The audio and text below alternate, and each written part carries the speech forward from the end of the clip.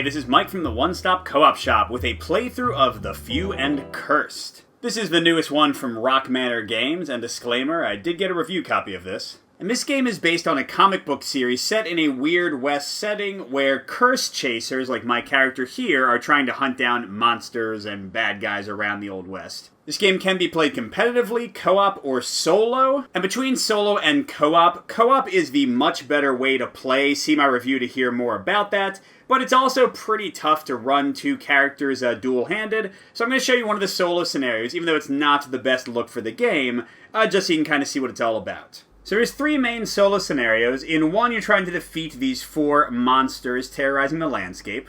In the second, you're trying to reach the corners of the board to get these artifacts that will grant you great power. And in the third scenario, you're trying to complete a series of jobs. And the one that I've found the least problematic is the artifact one, so we're going to be trying that out. But before we get to the game, remember, if you enjoy our content, please subscribe. You can support us on Patreon, you can join the conversation on our Discord, and listen to our podcast on Sundays. So, setting up this bad boy, there's a few things. All of your characters are going to start in San Andreas right here. And the only other thing you have to set up on the map itself are the artifacts. So you'll see on their backs they have different colors. So there's 3 brown, 3 of each of 4 colors. And you randomly pick a color for each corner and put all 3 artifacts of that color there. Additionally, you're going to set up your most wanted board. So you've got a bunch of cards that are just regular most wanted, and then 4 monster cards. You're going to put the monster cards at the bottom of each pile, and then divide up the regular most wanted cards on top of them as evenly as you can. And then you flip up the topmost card.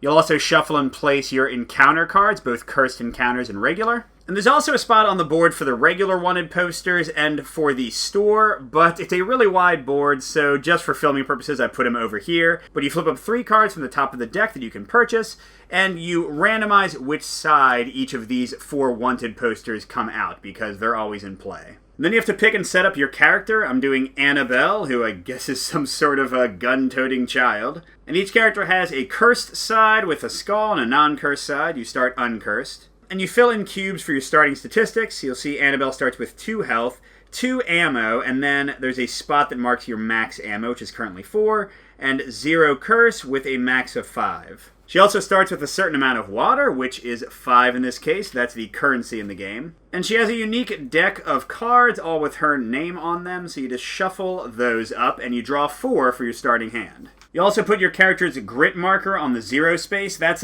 different in co-op, where it's actually a counter that's going down, but in solo, just like that. And finally, you draw 4 cards from the job deck, and you pick 2 you want to keep.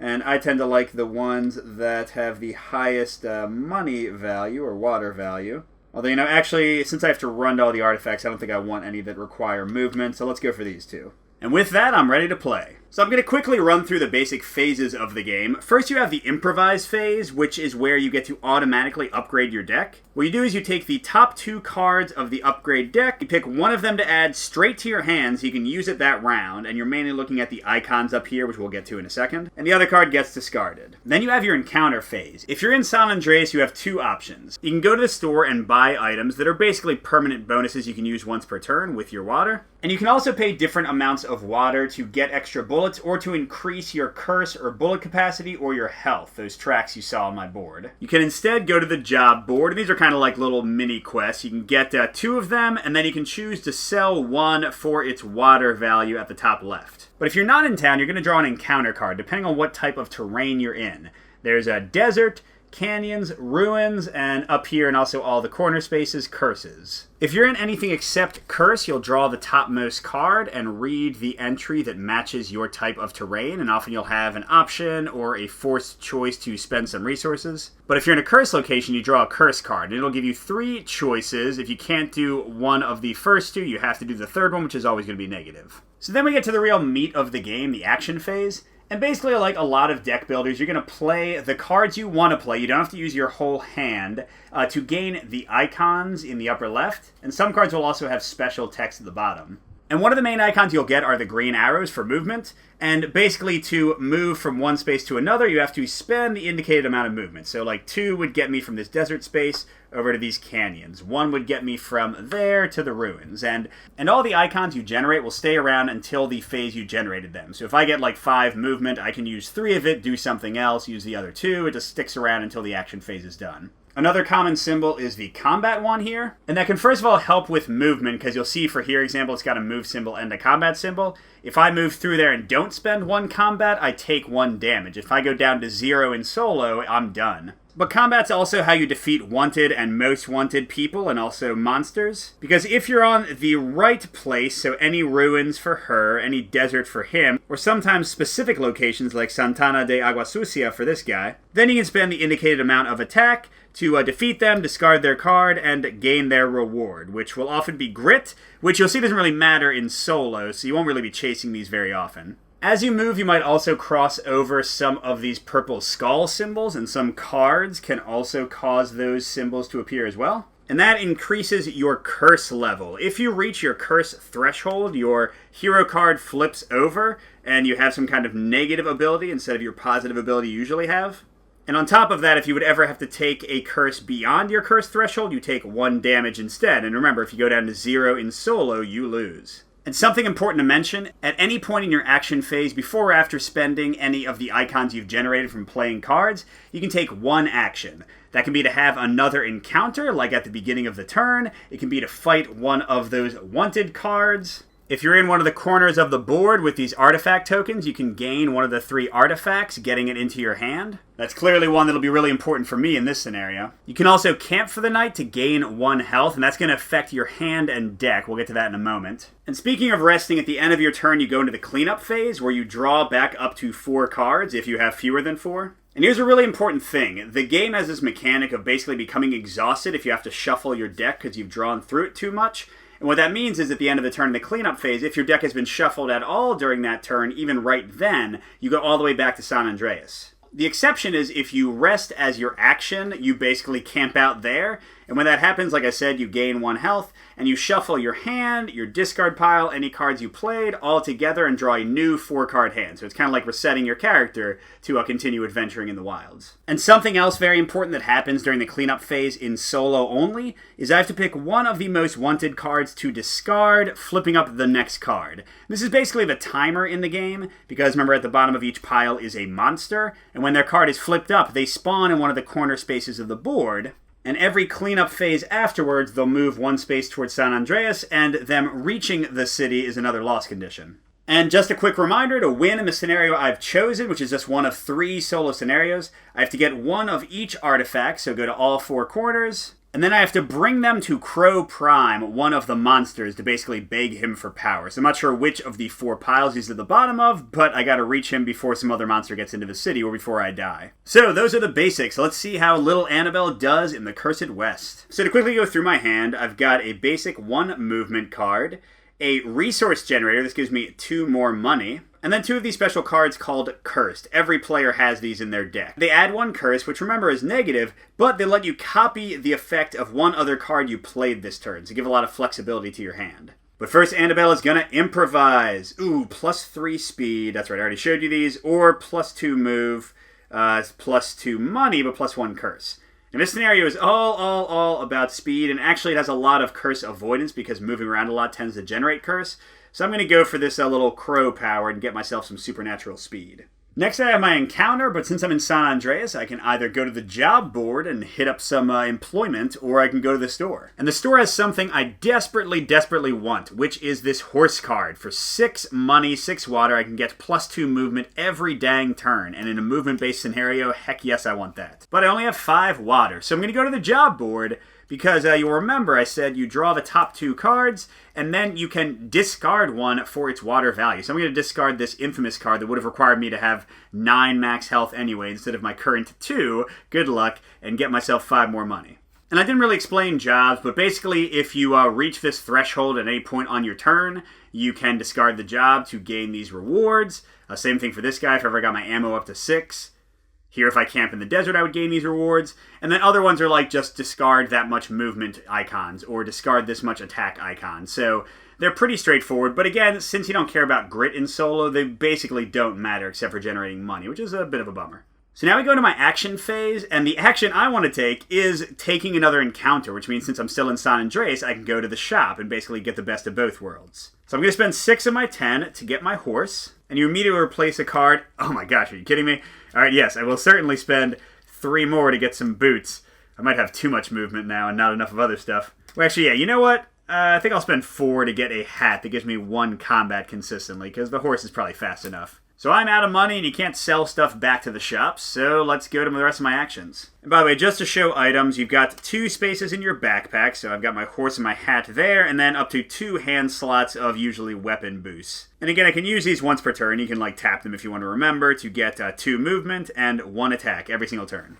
So changing the angle for a second to look at the full scope of my journey, I gotta get over Mountain View, Mana Olana, Santana de Agua Sucia, and Expedition. And I'm looking for one that doesn't have too many combat symbols, so I can get all the way to Mountain View with only 1 in my way. That looks good to me. So I'll first use my horse to move 2, and then I'll play Supernatural Speed for 3 more. I'll use my hat to cancel that combat icon. I am just racing! But I cannot take an action to claim the artifact yet, because don't forget I already used an action to have an encounter in San Andreas, an extra one to buy the horse. But I can play more cards, might as well play Scavenge to get 2 more water. And then I could use Curse to, I don't know, copy the 3 movement I already got, but I'm where I want to be, so I'm just going to stop there. Remember, you don't have to play your entire hand out. I discard all the cards I played, and I draw back up to 4, which is only going to take 1 from my deck. Oh, another movement. This is just going lovely. And now, because I'm playing solo, I gotta discard one of these Most Wanted posters, and I'm just gonna keep them even so that I don't have a monster come out until I have all the artifacts and I start hunting for the Crow Prime. Alright, so lots of movement. Last time I got Supernatural Speed. What do I have now? Okay, Morals. I can trash a card from my hand, get rid of some stuff that won't help me to get +2 card draw. Or Snatch. Attack and movement, but some Curse. But man, that's kind of just what I need, isn't it? Yeah, I'm going to go for the Snatch one and just keep on worshipping the crow, I guess. Makes sense for this scenario, right? Because actually, I think Annabelle, turns into a crow on the back of her card. Yeah, she does. So between that and me doing the scenario where I want to go see the crow spirit at the end, this all seems to match thematically pretty well. Next, I have to have my encounter, and I'm not in the friendly city this time. I'm in Mountain View, and every corner space is a curse space, so I'm drawing one of these. My name is Hazel. What is up with children and crows? That's all I've seen in this. So I can protect the child, spending 6 combat to gain 4 grit, but I don't care about grit. I can escape with the child, -1 health. I only have 2 health, so no, I think I'll just ignore them. Crows are my friends. Have the child. 2 curse for me. Now, luckily, Annabelle has pretty great curse threshold to start, 5, but I definitely want to get some cards that reduce it sometime soon. And now, once again, I'm going to choose to take my action right away, because I don't need to play any icons yet. I'm where I need to be. So I get to look at the 3 artifact cards matching my spot. A Sealed Kali Fang, a Curse, and I want more Curse. Jar of Dirt gives me consistent grit generation, not useful in solo. So I guess it's all about the Touch of Evil. I can trash a card from my hand to improvise again. That's great. That means I can draw 2 cards and pick one of them to keep upgrading. So I'm going to take that. It goes straight to my hand. And in solo, you can only get 1 artifact from each corner space, so those are gone. Alright, let's see. Could get rid of those curse cards. I don't think I'll need that many of them. So yeah, I'm going to go ahead and use Touch of Evil to trash a curse card and improvise. Oh, and wow, Supernatural Speed again, or Quick Reflexes. I feel like movement is going pretty well, so let's go for the combat one this time. Alright, and time to head to my next artifact. Let's use my horse to gallop over there. And it looks like heading up to Expedition, even though it has a lot of combat, is probably my least cursed way. So how much movement do I have? 1, 2, 3, 4, 5, 6, plus I could copy any of those if I wanted to. 1, 2, 3, 4, 5, 6, 7. I guess I do want to copy. And that'll give me 4 combat. 1, 2, 3, 4. This is perfect. So the Snatch card will give me a curse. And Curse will also give me a curse, but it doesn't matter what I copy, so I'll just copy one of the +1 movement ones. But in any case, woo, I am up to Expedition. Of course, I did play out my entire hand to get there. And my curse threshold is getting a little bit dangerous. So discard all of those, throw off another Most Wanted, and let's draw 4 cards. Wow, that was really close. If I had drawn that last card, you have to immediately shuffle, so I would have gone back to San Andreas. But yeah, I should have counted that. Luckily, I have exactly 5 cards left, so 4 is safe. I can get the artifact from Expedition before I get yanked back. More movement, a little bit of combat, and another curse. Alright, so let's improvise. +2 bullets. Ooh, there we go. -1 curse and +1 movement. Yes, sir. I didn't talk about bullets, by the way, because this is not much of a combat-focused scenario. But you'll see that each character is armed with some way to use bullets, so for every -1 for Annabelle, I get +1 attack. So she's kind of the worst one. The stats will often improve when you're in your curse mode, which gives you kind of like a little push mechanic that's sort of fun. Here she gets 2 for each -1. And you can also buy items to improve your attacking. So here with the Colt Walker, I could also discard 1 for +2 attack. Or not really discard 1, but just move your tracker down. Remember, at the town, you can buy bullets back. Let's see what fun encounter awaits me in Expedition. Attack by murder of crows. No, you're my friends. Okay, for 4 attack, kill them and loot the bodies. Wow, +8 money. 3 movement, run away. Or suffer a massive wound, -2. Well, I don't want to run away, so let's go for the attack and the money. I've got 3 attack. -1 bullet equals +1 attack, which is all I need to fight off those crows. Oh wait, I need the bullet. I forgot about my hat, so actually I'm good to go like that. Let's see what sweet loot I have. Got the pieces of crow, +2 curse. No thank you. Improvise again this turn. That's pretty nice though. Oh, here we go. Youth elixir, +1 health and -1 curse. It's hard to turn that down. Or a boomerang. Amazing for fighting, but again, this is not a fighting scenario. Alright, so that's 2 out of 4. Alright, I'm going to use my youth elixir and my path of enlightenment to lower my curse 2, gain 1 health. I'm actually not going to move anywhere because I'll teleport back to the town anyway, but I'm going to throw away my curse card because I'd rather get some more movement, so I'll just keep this one. At the end of my turn, I draw back up to 4. Annabelle has a lot of curse cards. And I'm going back to San Andreas because I am having to shuffle my deck to continue drawing up to 4. And alright, pretty good hand to get some more movement to start me off. Since I shuffled my deck, I'm just dog-tired. Gotta head back to San Andreas. And I still have to discard one of these. Alright, let's keep on working toward those monsters. But before we get to them, we're starting a new turn. Let's see. Oof, +2 curse or +1 curse to draw 3 cards. I guess I'll take that one, although I don't love either of them. And I get to have an encounter in town, and I actually don't think I'm going to buy anything. I'm going to spend 9 of my 10, and for each 3 I spend, I can increase my curse threshold. So now, with 8 being the max, I should be a lot safer from the crows corrupting me.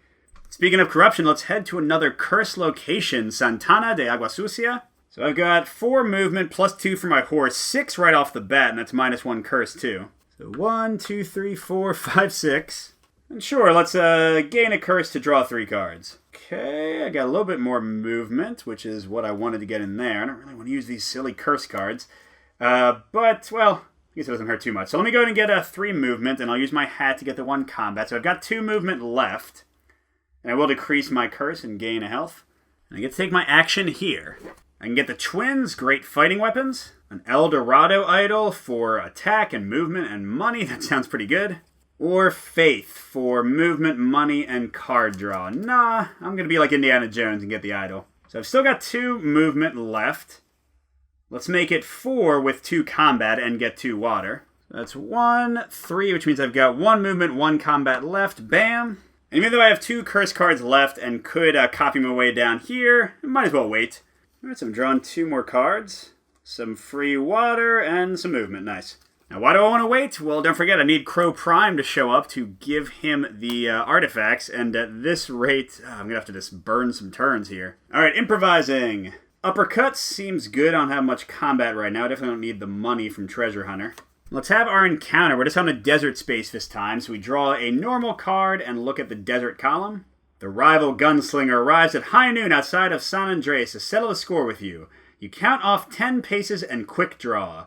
Discard 2 cards to upgrade any stat, or fumble for -1 health. So discard 2 cards, I don't need the water, and I'll get rid of one of the curse, and I'll upgrade my curse threshold. Boom! Take that, gunslinger. I'll probably just send some flocks of crows into his face. And so let's see, I've got 4 movement with my horse, 3 combat with my hat. I could make it 4 by trashing the uppercut. But honestly, I don't even need the uppercut, do I? Because 1, 2, 3, that'll be my horse and my resourceful card. My hat will take care of the 1 combat, but I will gain 2 curse. Now I get to pick my final artifact. So we've got a book with some movement, some water, and some combat.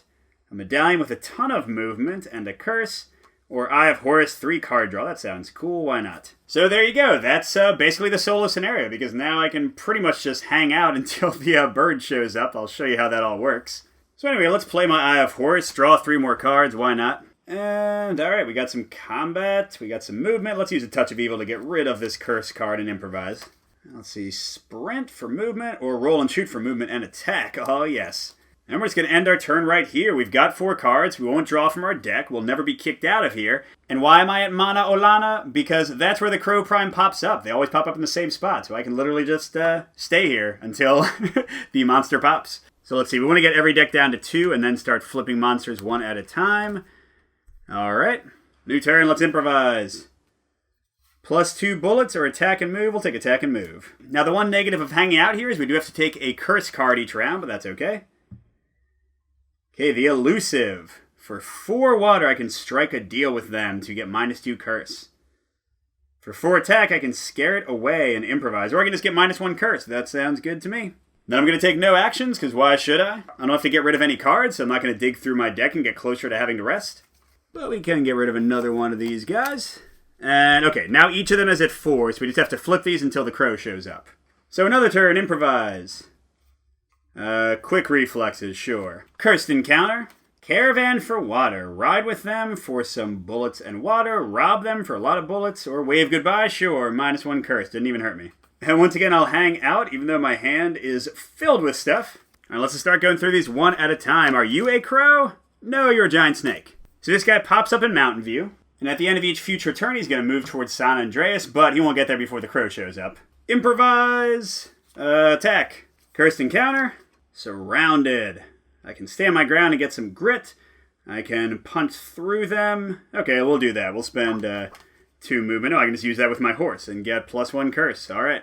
Snake Man's advancing. Let's hunt for the crow again. Nope, that is the Wendigo. Popping up here. Improvising.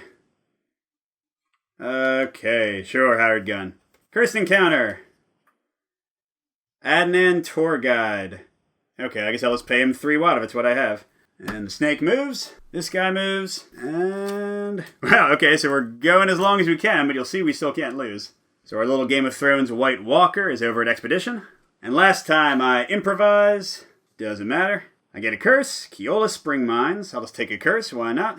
This guy gets very close. And they advance as well. But it doesn't matter because the moment I share my space with Crow Prime with the 4 artifacts, I win. Now, I realize this playthrough is probably shorter than you would have wanted, and I didn't do this to be mean to the game or the people who worked on it, but I do want to make a point, and I hope you watch my review video because it kind of goes along with this. All 3 of the solo scenarios that come with the game are broken or unbalanced in some way, like the one I just showed you. Now, co-op is a lot better, but it's also pretty tough to play two-handed. I do kind of have an idea of how you could adapt the co-op rules to solo. It wouldn't really be that hard. You just have to find the right value of life to start with, basically. But unfortunately, there's no getting around it. The solo rules as printed just don't work very well. So I still think the mechanics are cool. Please watch my review for some positive takes on some things in the system. But that's it for our play of The Few and Cursed. I hope you found it enjoyable, even though it was pretty short. Good gaming, and I'll see you at the next stop.